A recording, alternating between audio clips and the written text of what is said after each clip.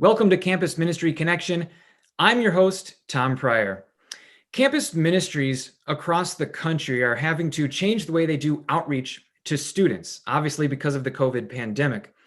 One of the ways we're doing that is through virtual meetings, often through social media. That's how students who are isolated now can feel connected with each other. A lot of good flows from that.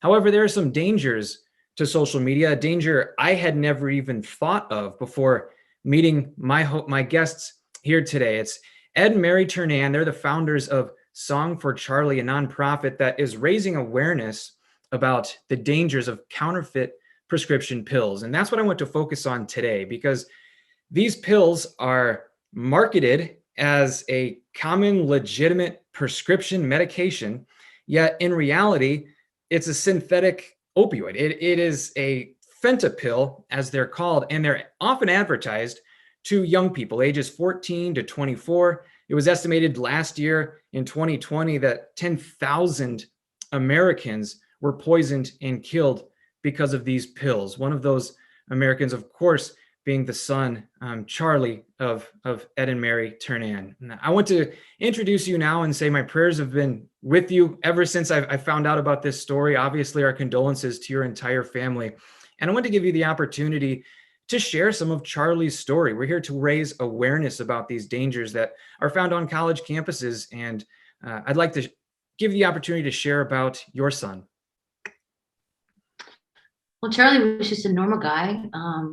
He went back up to college to finish his senior year. He was home with us for a couple months and due to COVID, and he went up to spend his last 3 weeks of his senior year. And, he just, one thing that we didn't know was that he had ordered, when we heard, I'm going to back, can I stop? Yeah, take your time.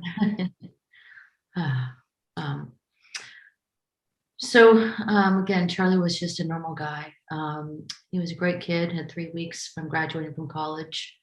And when we got the call that he had died on May 14th, 2020, it was something about pills and how could a 6'2", 230-pound guy die from pills. So further, we heard about everything that happened, and we found out that the sheriffs were saying that it was probably fentanyl poisoning. And we didn't know what the heck. We were just so confused. We didn't even know what fentanyl was. And it just was the most horrific experience of our life that night. And we just want to share, Charlie's story with others so that other kids on campuses aren't fooled and buy counterfeit pills online. Yeah, Tom, Charlie is part of an emerging category of victim of this fentanyl epidemic that is not addicted to drugs, not dependent on drugs, doesn't necessarily have substance use disorder, but is more of a recreational user of drugs or self-medicator. And especially during COVID, I think there's a lot of that going on. So Charlie, went online to get a Percocet. His back was hurting after driving for 6 or 7 hours from our home, where he'd been quarantined, back to campus, where he was going to spend the last few weeks with his friends of his senior year. And he went online and got what he thought was Percocet. And it turned out to be what we now call a fentanyl, which is a counterfeit prescription medication that's made of this really powerful opioid called fentanyl. And as Mary described, parents in our situation have what we now call the WTF moment. What's this fentanyl? We had never heard of this before. And we also identified kind of an information gap in that police officers and EMTs and ER docs, they know people are dying from fentanyl poisoning in increasing numbers. But we don't think that the kids understand the risk. They still kind of trust their friends on social media, and they think that if they kind of go on the street or online to get what they think is a legit prescription med, that it's safe. And it used to be, but they're all fake now. They're all these counterfeit pills now. So the risk is really increased. And that's what we want to do, is warn kids about that. The point you bring up too is that a lot of this marketing is done online through social media. You're trusting people, yet you're not really maybe meeting them face to face until you receive a pill, or you think you're getting, like you said, something that is actually beneficial to you, yet it's a complete fake. How would you kind of tell other college students who might be on campuses now, what should they look out for? How can they identify what's a good prescription medication versus what's not? Because awareness is obviously number one for these college students. Right. And the situation now is that for economic reasons, these fake prescription pills have really pushed the legitimate counterfeit pills that may have been floating around on the black market. They've really pushed them out. Fentanyl is so cheap and so profitable for the drug dealers and drug trafficking organizations that the US market has just been flooded with them. So what we tell people is, you have to assume, if you go online to get a prescription med, you have to assume these days that it's fake. Now, nothing good happens if you get one of these pills. There's no quality control. So at the very least, you're getting ripped off. I mean, often people will buy what they think is a Xanax and there's no active ingredient in it. They didn't get the fentanyl in that particular pill. On the other hand, just a couple grains of sand is all it takes of fentanyl to be lethal. So these pills are floating around all over the place. Not all of them are deadly, but a good percentage of them are.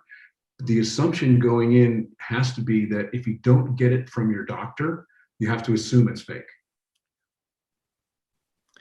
What would you say to campus ministers such as myself throughout the country who are having relationships with a lot of these students? We're trying to grow them obviously in their spiritual life as well, but we're focused on the whole being, the well-being of these students. Yet this is something, before I met you, I didn't know anything about. How can we as campus ministers, people who are involved in the lives of these young people, what can we do to maybe express some of this concern or some of the danger? How can we make sure that we do the best we can to prevent this danger from happening? Well, I think that they have to have a place that they could trust. And just by talking with staff and faculty and with peers, I mean, peer to peer is also a very, very important aspect to this because sometimes it's hard for these kids to, talk to adults and nobody wants to feel embarrassed or feel that they can't, be honest if they've explored before. But the bottom line is just that they know that you're there for them, and they can't dabble with any kind of drugs online. And the most important thing is that they take care of their minds and bodies and souls, and go for a run, use really healthy habits in really taking care of themselves. Yeah, Tom, I think that people in your position, first and foremost, you need to be up to date on the most recent information about what's going on in the world of drugs. The landscape has really shifted. Synthetic drugs in general are replacing plant-based drugs overall, and fentanyl is just the first of these powerful synthetics that are kind of in the pipeline. So you all are in the business of people coming to you with their very personal feelings and their problems, and they turn to you all when they're having challenges. And so what we're all about ties right in with what you guys are all about. It's really encouraging kids to educate themselves, to learn about what's going on in the drug world, and really find healthier alternatives, for relieving stress and kind of changing their brain chemistry. You do this through prayer and meditation and yoga and healthy diet and all these things that your mom and grandma told you should be doing and you didn't listen. Well, they're more important than ever. When I speak to young people, it's very important that I acknowledge their stress and their anxiety, that I honor that. I truly believe that you can make the argument that kids today or students today who are in high school and college might just be the most stressed out generation ever. And you might get the uphill to school both ways and the snow story from your grandparents, but I don't think our brains evolved to handle the 24/7, 365 flood of data that's coming at young people today. And so what I tell them is your stress is legit. These pills on the street are not. And so you've got to take these kind of random pills off your playlist as a solution for your stress. You've got to look at more natural, holistic alternatives. Obviously, as campus ministers, that's something all of you who are listening can help to provide. But I certainly agree with the both of you. Becoming more aware of it will help to maybe alleviate some of that danger on campuses. I want to ask you, what led to you kind of starting Song for Charlie and telling yourself, we want other people to know about this and to raise awareness? When did you get to that point during this sad, tragic journey over the past year? Well, I think it was, we thought either we could do some good or we could not. And I think it was just important so that other parents don't have to go through what we're going through. The worst thing that could ever happen to a parent is the loss of their child, especially under these kind of circumstances where, it's really fraud and murder. We just wanted to be able to, make the best of the situation and get the information out. And we also think that this problem is moving very quickly. And I often use the analogy of the wildfires. We're in the Western US. We've had experiences recently with wildfires here. And it's as though the authorities, the fire department, for instance, is saying to the town, the fire is between us and your town. We cannot get to you in time. You have to save yourselves. And that's the message that we want to bring to the young people is sooner or later, society and the authorities will figure out this fentanyl epidemic and this fake pill problem. Laws will change, things will tighten up, but that's going to take some time. Education moves faster than legislation. In the meantime, we think that students and everyone on campuses needs to own the solution to this problem and tell everyone they know fentanyls are everywhere, they're deadly, and you have got to take random pills off the menu. You can't turn there. So we thought we could make an immediate impact in the short term, right? While others focus on kind of advocacy and stuff like that, we thought awareness and education is where we can go. Because we think if young people understand that they're being duped, that they're being ripped off, that these pills are not real, we don't think they'll want them, right? I mean, nobody goes online and says, may I have some fentanyl, please? They're looking for a Xanax or a Percocet, and oftentimes thinking they're doing something pretty safe. They're not taking a street drug. I'm going to take a prescription pill to help me sleep instead of something more dangerous, but they're fake. So if we can get that word out, we think we can have a near-term impact. Students, too, it seems, are being targeted for this. You mentioned at the very beginning that the kind of the target audience for essentially the drug dealers selling these pills are people who maybe haven't ordered a prescription pill before. They're young people. They don't know a whole lot about the process, and therefore they're easily duped, or maybe they'll become addicted and enjoy the pill enough to keep going back to this drug dealer. How can we as campus ministry professionals help our students to understand that getting anything off of that market is if you sent some notes ahead of this meeting, it said, if you're not getting it from a medical professional, you should not be taking it. Is it that standard to say, do not buy anything that is not prescribed to you from a professional? Yes. Yes, I think it's really gotten that bad. And,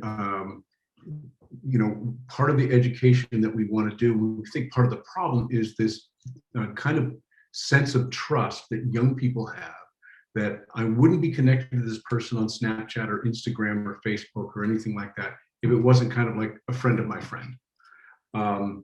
That's just not true.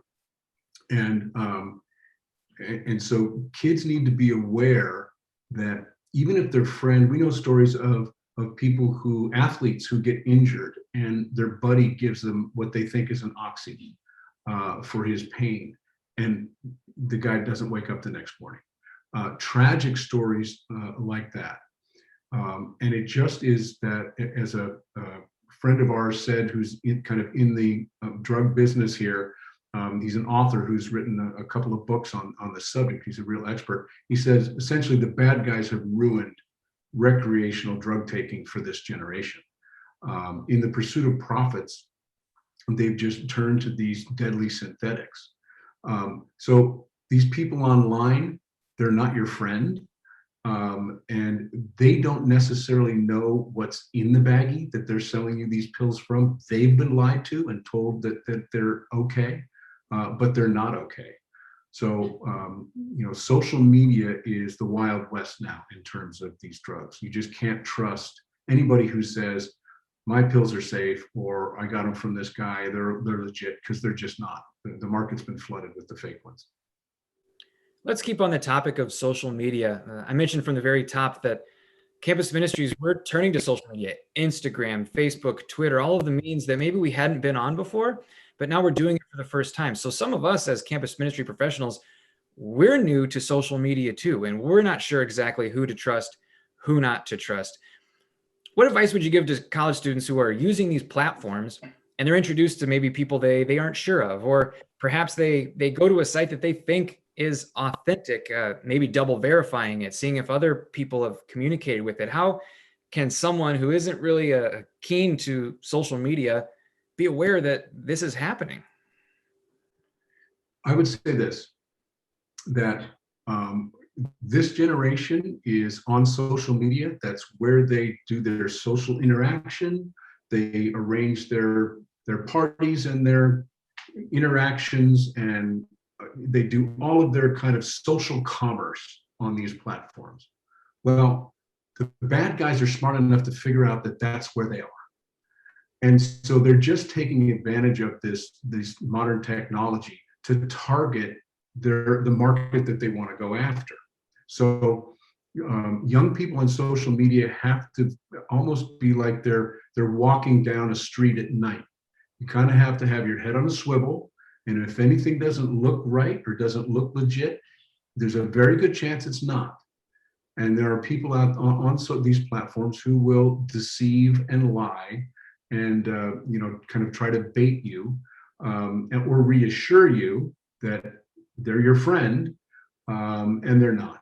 And we've spoken to, we've reached out to some social media platforms, and we've reviewed some of the trust and safety guidelines that they have. And one of the things that's common is don't randomly friend people or accept requests from people you don't know. That's a very important one, right? If it's not your friend, if it's not somebody in your friend group or a relative or someone you already know in the real world, don't just friend them online. Advice I'd give to some of the campus ministers listening is to host an event, whether it's virtual, in person, to share some of the dangers that we've talked about for the past 15, 20 minutes. It was certainly new to me. It's shocking. I already think how many students at Millikan, the university on which I'm a campus minister, have taken pills such as this, or have know that these pills are out there and they don't know the consequences of it. And I think, wow, of all the students who are coming to Mass, part of our ministry, how many of them know about this and I don't know about it? And I think that's the challenge for campus ministers. We want to connect with our audience. I'm a pretty young campus minister, but some of you may be far removed from your college days, and what the students know are things that I have to know as a campus minister. So for all of you listening, challenge yourself to try to think a little differently about what are young people doing? What are the virtual platforms they're on right now? What are some of the dangers of that? Because this took me by surprise, and I certainly hope that you'll go out and just explain to your students there are dangers. You have to be aware of them. And something to make clear too, these aren't pills that are like laced. They're not good pills that just a little fentanyl is included. These are entirely fake. If you take it, you will not get any beneficial kind of thing from it. So do not take it. Do not be tempted to take it. That's absolutely right. And it's a very important distinction that we make all the time. We'd like to get fentanyl, the word fentanyl, into the lingo. And we think it just captures very quickly a counterfeit prescription pill made of fentanyl. And we also want to stop using the word laced, because it implies just what you talked about, that it's a legitimate medication that's been adulterated. That's not what happens. The only active ingredient in these pills is the fentanyl. And boy, that stuff is so sensitive to use and get the dosage right, that in legitimate manufacturing of pharmaceutical grade fentanyl in the United States, which is used for very, very specific medical purposes under a close doctor supervision. And man, the standards for that manufacturing is clean rooms, hygiene, quality control. The street fentanyl that ends up in these pills is made in 55-gallon drums in the jungles of Mexico and stirred up there. So there is no quality control at all with this stuff. It's very dangerous. So yes, getting the word out and warning these kids, and as campus ministers, understanding the problem is super important. For students listening too, I encourage you to go to your campus ministry staff and explain what's going on. And maybe they're not aware of it, just as I wasn't until a few days ago. Tell them to lead an event, or perhaps you can volunteer to help lead an event. If you're a student, don't wait for the staff to know about this, because it may take, like Ed and Mary are saying, too long. It may wait for legislation to happen before the education does, and that's not what we want to accomplish. Make sure your staff knows about this and do as much as you can, especially if you're on an exec board for your ministry, to host an event, to talk about this at your next meeting, and do so very quickly, because as we know with Charlie, it can be something so quick. It doesn't take a long time. This is something that happens overnight.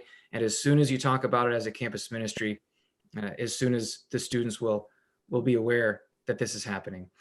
Ed and Mary, I want to obviously thank you for being with us today and sharing about your son, Charlie. I know it must be very difficult to do. Please, for all of you listening, keep this family in your prayers, keep Charlie in your prayers as we move forward. And again, think about some of the ways we can alleviate this stress, this isolation that students are feeling. What are some holistic things we can do as a campus ministry that might replace this need for synthetic pills, or just students wanting to try something different? I encourage you to do that as a campus ministry. Ed and Mary, I want to thank you, but also give you the final word. Is there anything else you'd like to address before I let you go? Well, thank you for your time. We just want to make sure that people are aware of this terrible epidemic that's going on and killing our kids. And it's all about the awareness. Please, please just be aware. Don't take anything for granted. Just don't get fooled. Just keep your heads on and just really do what you need to do in taking care of yourself. And I'd like to say that to the students, this is a stressful time, and your stress is real, and you need to deal with it. Stress, it's also not going to go away because of the information age in which you live. As a result, learning to deal with your stress and anxiety is no longer kind of a nice to have thing. It's actually a survival skill. And so you need to develop long-term means and methods to deal with anxiety and stress that are sustainable in the long term. We've created a pill culture, this quick fix mindset that there's a pill for every ill. And that needs to change in the age of synthetics like fentanyl. So we need to get back to more sustainable means of coping with stress. So let's take the shame out of it. Talk to one another about how you're really feeling. Talk to your campus ministers. Talk to your parents. Develop a relationship, an open relationship with your doctor is important. If you need prescription meds, there's no problem with that. Go through your doctor. So openness, working together, own this problem, share your stress and support each other. These are the things that we're trying to promote at Song for Charlie. And we appreciate you guys helping us get the word out, because You all are really in a position to reach a lot of students very quickly, and that's what's going to save lives. I promise the both of you, my students will know about it first thing tomorrow morning. It's easy too. You don't have to host events. It's an easy email. It's talking to your exec board. Word travels quickly, so get the word out as soon as possible. Again, thank you, Ed and Mary Ternan. For any students, campus ministers who want to know more information, just go online, Song for Charlie. And there are many other websites. There are books being written. This information has to get out. The sooner, the better. And all of you campus ministry professionals need to know about it too. So thank you, Ed and Mary, for joining us. Again, our condolences and prayers to you and your entire family. Again, I'm your host, Tom Pryor, on Campus Ministry Connection. Be safe out there, everyone.